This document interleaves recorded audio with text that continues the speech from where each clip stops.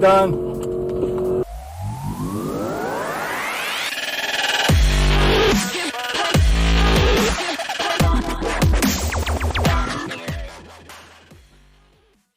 Hey everybody, welcome back to Pink's Garage. Today, as you've seen from the previous video, we need to fix my car. Something went wrong at the drag strip. Was thinking I blew an axle shaft. I got home to check and I was correct. I blew an axle shaft. Luckily, I got my trailer fixed just in time to be able to get myself home using my trailer. So let's get on to fixing this car. So we're going to remove some axle shafts, and right now we're going to replace them with some stock shafts that I have. It's fairly new ones. These lasted for a decent amount of time, so I'm gonna just put the stock ones in for now, and we'll go buy some beefier ones soon. I'm looking at some G-force. I don't have that much horsepower, but I want to put in the better axles so that when I do have more horsepower, they'll be able to handle it. No sense in skimping out and going with the cheap ones now. So let's get on with this and repair some car. So what we've got here is a broken axle. I'm not sure how well you can see. Let me bring in a little closer here. See if we can get down to what we're working on. Let's see. So I've already started a little bit here before I started the camera, but our axle clean snapped off. See it right there? That right there is the axle. Let me bring it a little bit closer. There, now you see it. So we're gonna remove that and put in another one. We're gonna do both sides just so we have new ones on either one. The new ones we have are not brand new, but they've got about 1,000 miles on them. So not very old. So first things first, I need to get the right tools. So unfortunately, the set I'm using over here does not have an 18mm in it, so I'm gonna have to use my longs. Hopefully they're not too long. 18, first one out. Now I've already loosened up some stuff. This is our the ABS sensor, the speed sensor, just to get that out of the way. Taking this loose so it can move. It's the emergency brake cable. Right now the emergency brake is not applied. Got the car lifted on jack stands, and I've got wheel chocks under the front wheels to keep it in place. So we've also got the brake line removed, and got some zip ties here to hold the caliper up here out of the way while we're working on everything. I'm gonna go ahead and thread one of these up here and hang it off of what I believe is the fuel line. So we'll be able to hang that up there once we get it loose. Get it nice and out of the way, so get to doing it.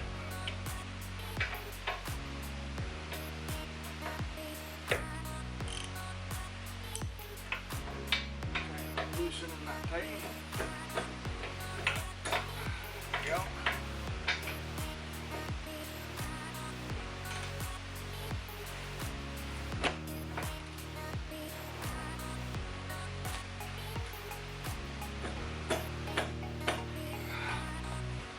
As always, it wants to fight me. Whoever put these on, put them on really tight.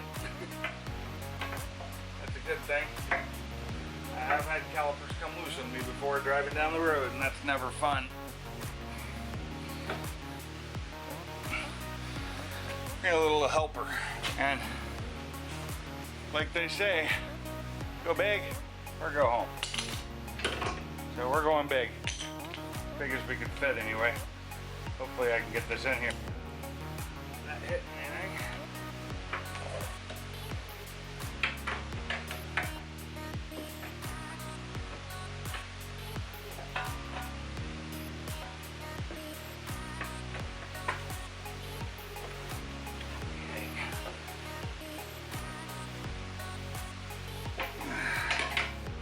Got that one loose. The top one, I don't know where I have the room or not.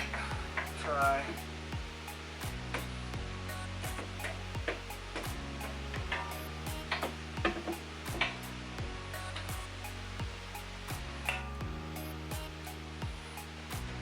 That's a problem, so let's go up underneath.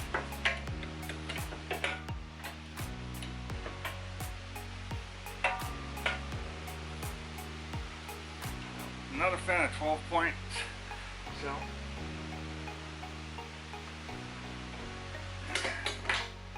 most of my stuff is 6 points. A little harder to get in there sometimes.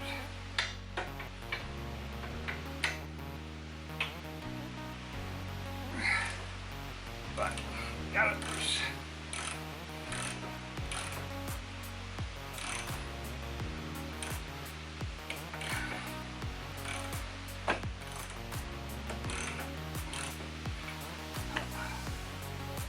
See how many times I cut myself today. A little warm in here today. I got the fan running, but still kind of warm, so I'm gonna keep hydrated, drink a little water.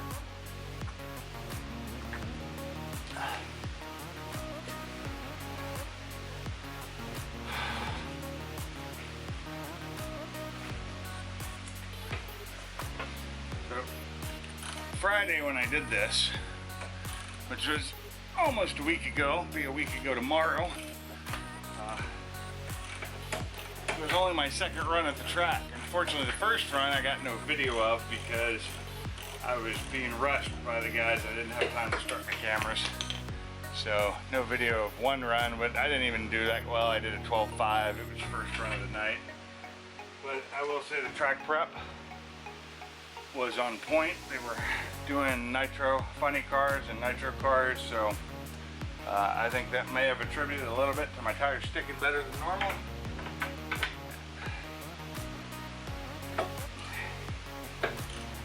And me losing my axle.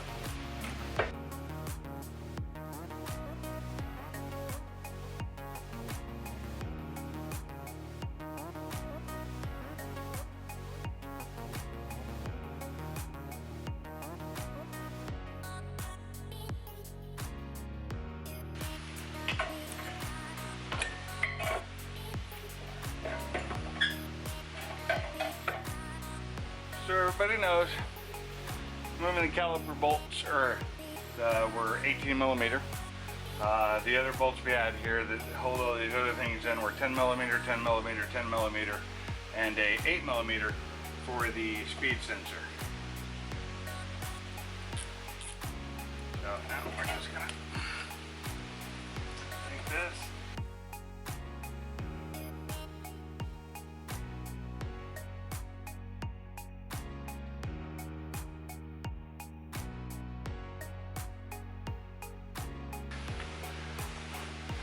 So now that the caliper is up and out of the way, we can get on to the rest of this.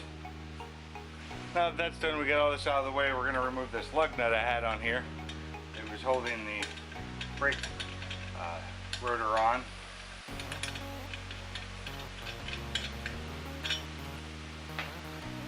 Remove the brake rotor.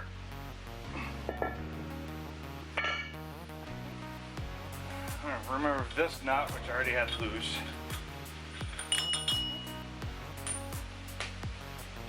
And then I'm going to take an 8 millimeter and remove the dust shield. Not necessary, but it does help to just get it out of your way to give you a little bit more room to work.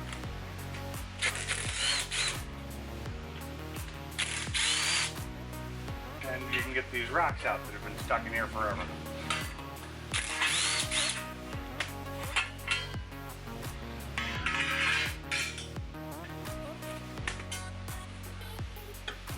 Look at that. What a mess. So now, loosen and remove the end-link bolts to get them out of our way so we can work on this thing.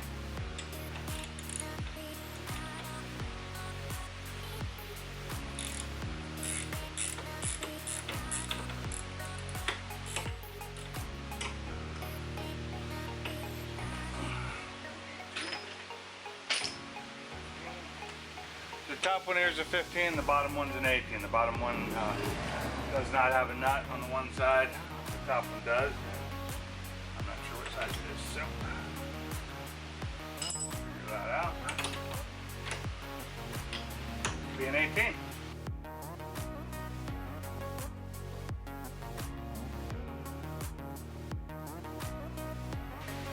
Now we're gonna go down here and we're gonna loosen this bolt down here, which is another 18.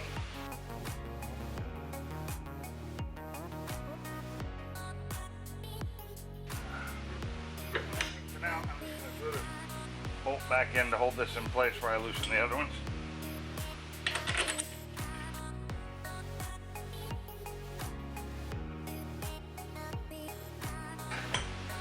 Leave that one in there and loose.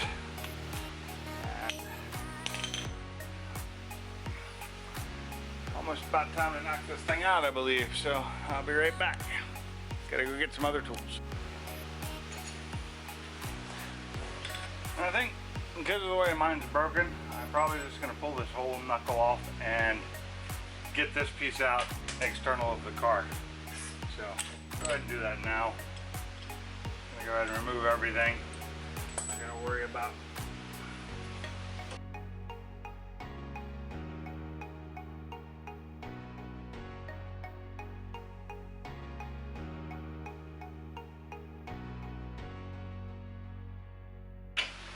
.21 millimeter. Let's see if we can break that loose.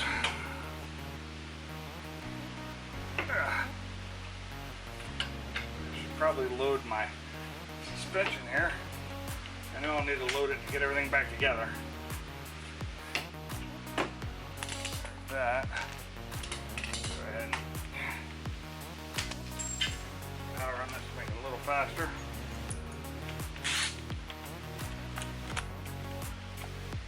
I hope everybody can see what I'm doing.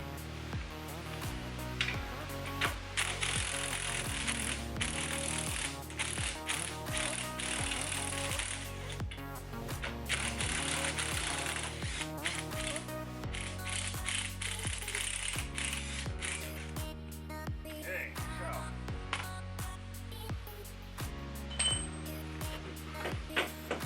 one more to go, and I think we've got a 15 and an 18. Again, 15 on this side, 15 on this side.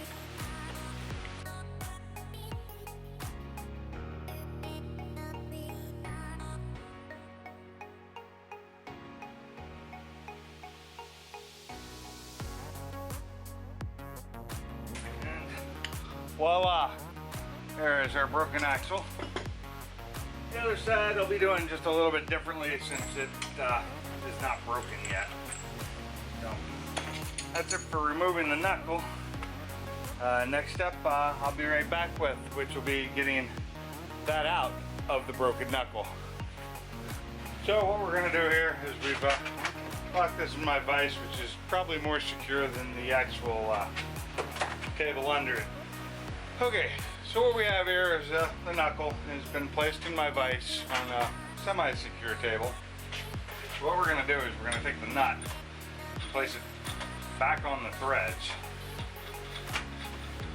just to right there, so we can put the socket on it. Using a hammer, we're going to try and just knock this thing out. Hopefully it only takes a couple of blows, isn't too hard to do, and it just comes right out. If not, we'll resort to other means.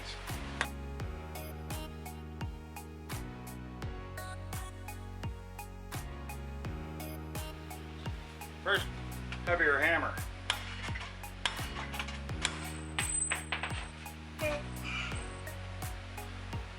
That's not working. I actually think it came out a little bit, so I'm gonna just move on to something else. See what we got here.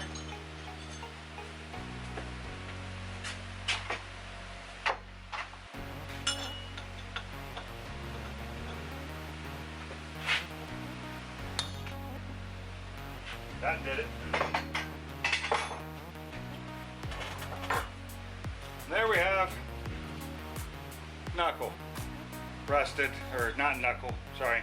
There we have knuckle and broken CV joint.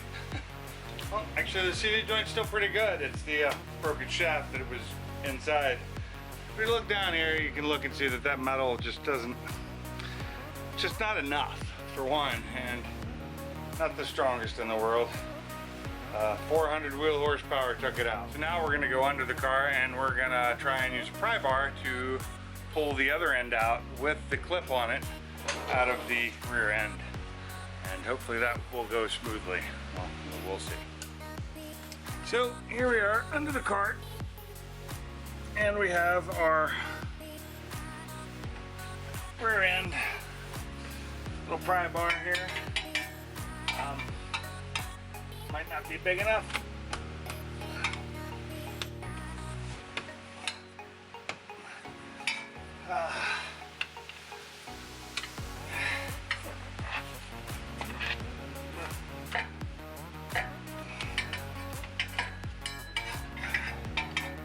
Break the clip loose, it comes right out.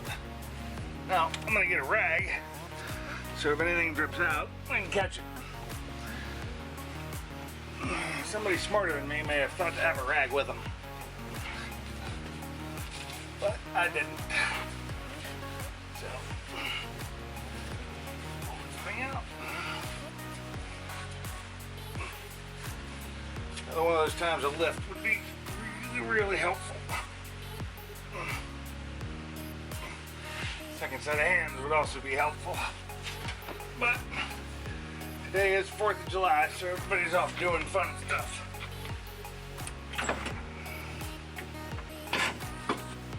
There we go. And out.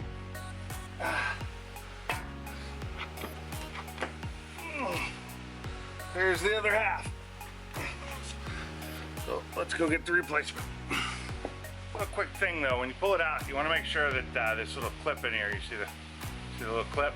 You want to make sure that's still in there and didn't get lodged inside the rear end. If it did, you need to go in there with some kind of pick or tool or something and pull it out. Make sure you retrieve it, because if not, it's going to be a hell of a time getting it back in.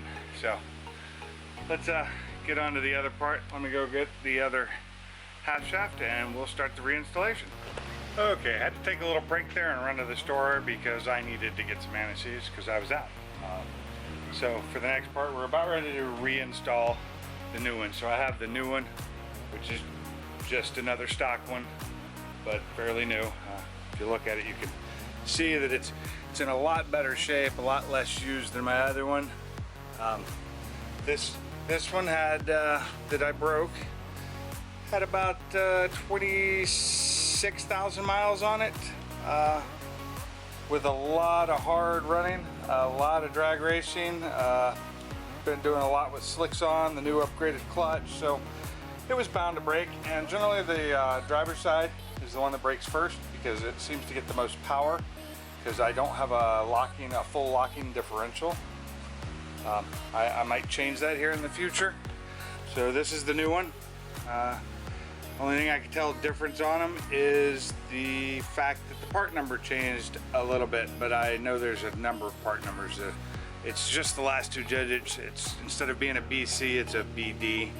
No big deal. The rest of it's the same. It's all the same. So what we're gonna do is we're gonna apply some gear oil down on this end here so that we can lube it back up with the proper gear oil that's in the transmission before we put it back in. And that way it's not dry. We're just gonna put that on there like so. Well, I've changed gloves to the nitriles so that I don't get this stuff all over my hands. Be somewhat clean. So we're just gonna lube it up just a little bit so it'll slip in a little easier. That's all that's for. It's supposed to be fairly simple. Into the hole. Make sure it lines up. Okay, it's in. So that part's done. Now for the fun part. So that part's done. I have to go grab something I left over there and I will be right back.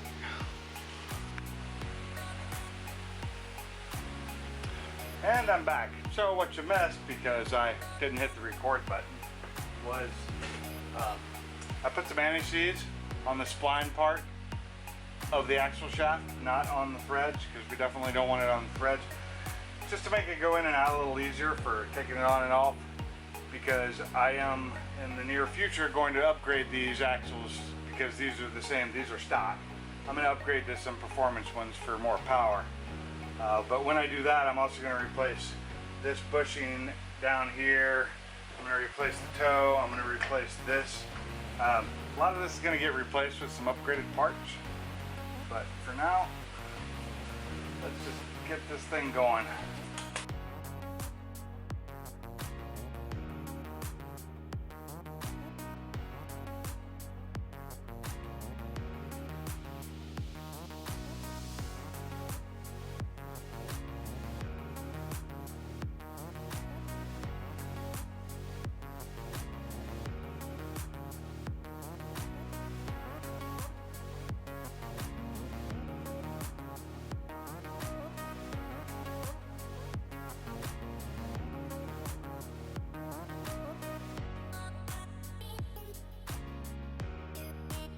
Now, where I need to pull the jack in, put it up under there and preload the suspension so that it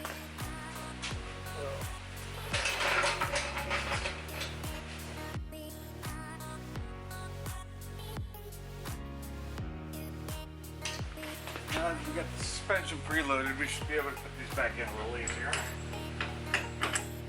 It goes right in there. Now I just gotta find the nut I took off. There it is.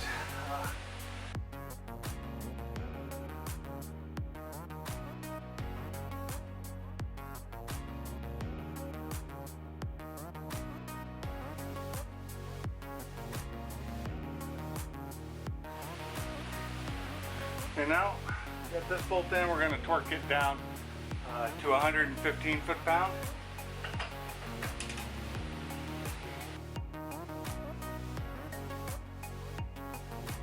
Okay, that one's good. Now this one and this one and this one are all 129 foot-pounds, so let me adjust for that. 20.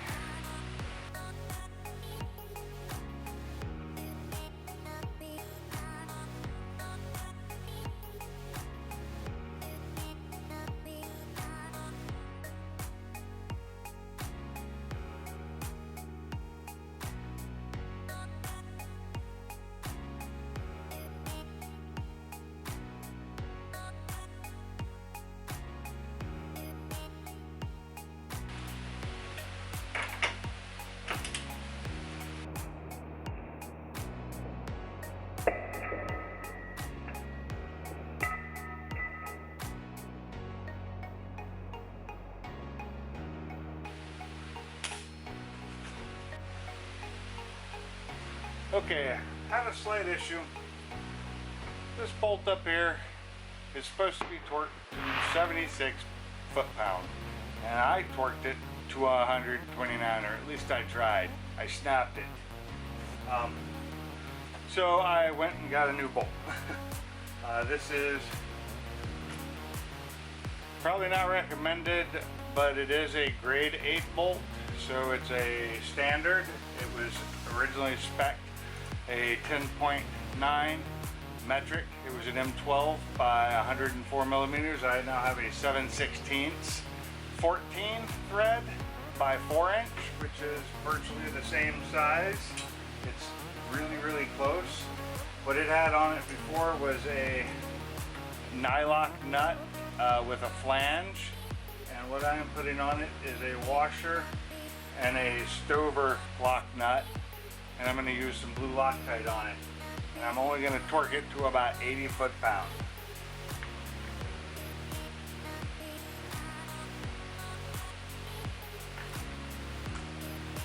Now, the only difference that I know of is that I am going to be using standard sizes here instead of metric. Or changes, they happen. Sometimes you just have to learn to deal with it.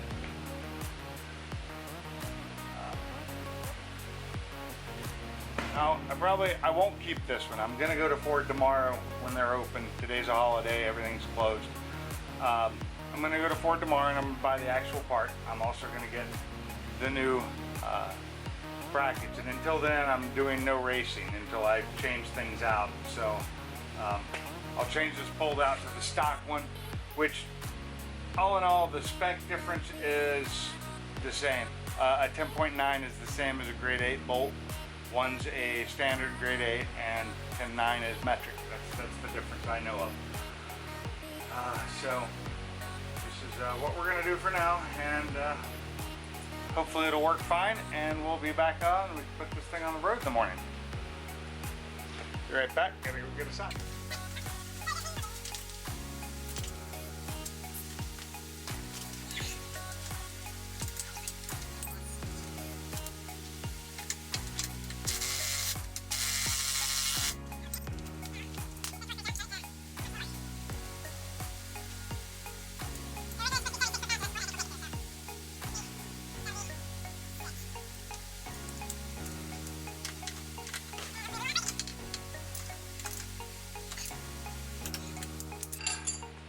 So we're gonna go over this real quick. Let me pull you off the tripod here.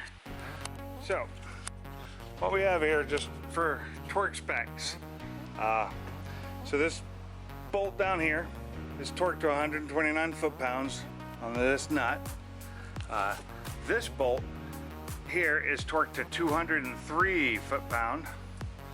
This bolt and this bolt, both 129 foot-pound, and that bolt is with nut is 76 foot-pound. So we don't want to over torque anything. Now, the spindle nut we're about to do, that we're going to torque down to 90 foot-pound, and then second stage is to turn it another 45 degree. Now let's see if we can do this without hurting ourselves, because it's always fun doing this.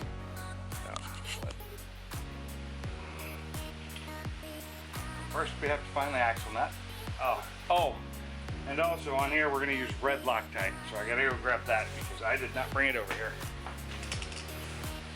Okay, so on here we're going to use, and when I say a little, I mean a little, because I am going to need to take this off relatively soon. So I don't want it to be impossible to get off, because this is the high strength. So now, our new nut is slightly different from the old one, but I don't think it'll matter much. Hopefully it's the same size. It is.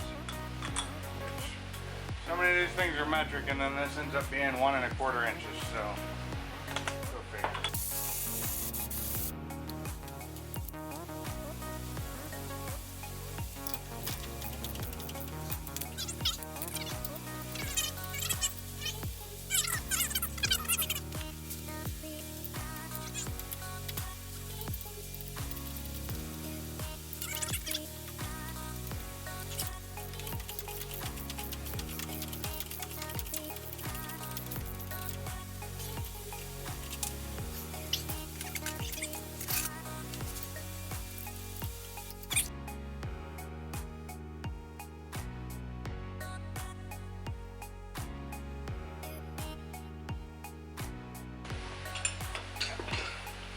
Gonna have to get something bigger.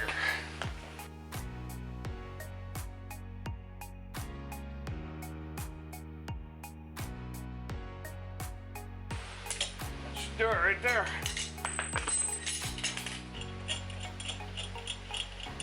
Now, time to have some fun and put everything else back on.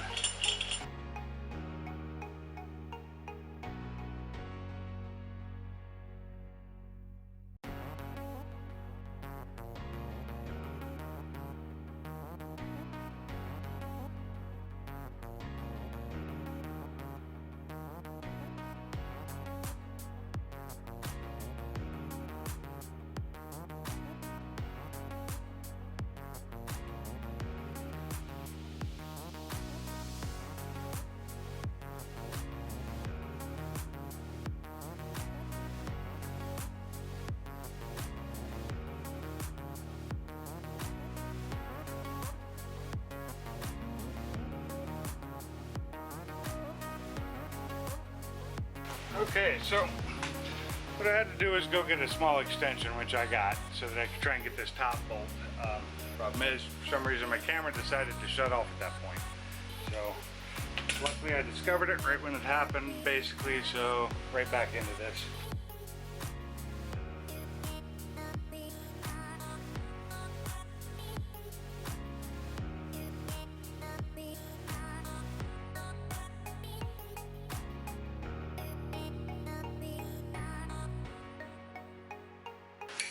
There we go.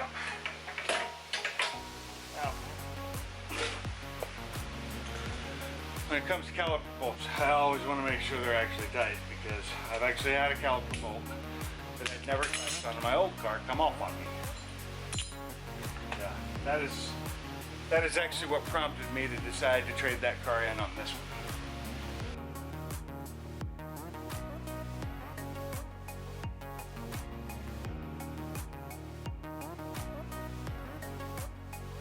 All that's left to do on this one, put the tire back on and she's ready to go. About to unload the suspension.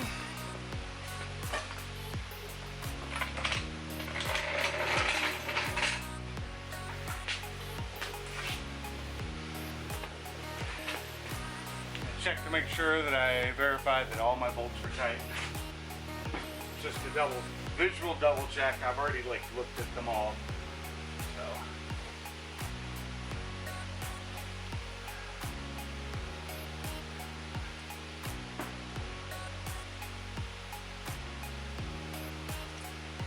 So this side is done. This car should be drivable again. After a lot of reading and looking through forums and everywhere else, it seems that generally the left side's the one that breaks, not the right. So I'm just gonna leave the rolled right one in for now and carry on. I'm hoping to have new shafts next couple weeks, and then we will put them on.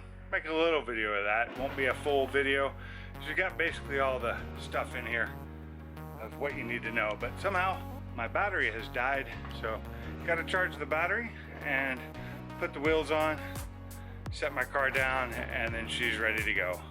But until next time, keep those motors running. This is Pink, Pink's Garage. Take it easy.